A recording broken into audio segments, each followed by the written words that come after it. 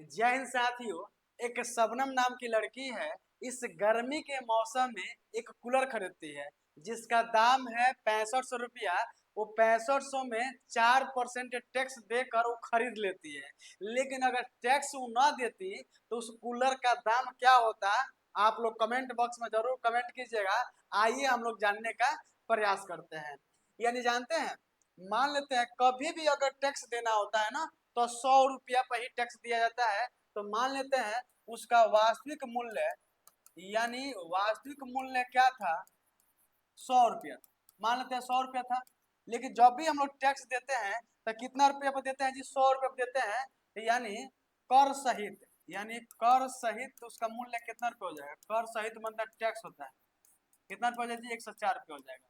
मतलब ये कर सहित का मतलब होता है टैक्स सहित। यानी टैक्स सहित उसका मूल्य कितना रुपये हो जाएगा जी, 104 रुपये हो जाएगा। आज जानते हैं कूलर कितना में खरीदी है, यानी 6500 रुपये में खरीदी है। कितना में खरीदी है जी, 6500 रुपये में खरीदी है। लेकिन इसमें टैक्स है, और टैक्स के पहले कितना रुपया था, तो पहले का मतलब बताओ, ये छोटा है कि छोटा है। तो जो छोटा होगा ऊपर और जो ज्यादा होगा यानी बड़ा होगा वो नीचे लिखाएगा। अब इसको काटेंगे तो हमारा आंसर यानी आ जाएगा। कैसे आएगा, तो काटते हैं तो 52 दूना 104 हो जाएगा, 50 दूना 100 हो जाएगा, 26 दूना 52 हो जाएगा, 25 दूना 50 हो जाएगा, 13 दूनी 26 और 13 पचे क्या जी 65, डबल जीरो रख दो। ये भी काट दो, 250 बार में क्या हो गया जी, कट गया। अब जानते हैं यानी 250 गुणा कितना जी, 25। और जब इसको दोनों को गुणा करेंगे तो 25 से 25 से गुणा, 25 25 625। और जानते हैं एक जीरो है तो जीरो लगा लेंगे।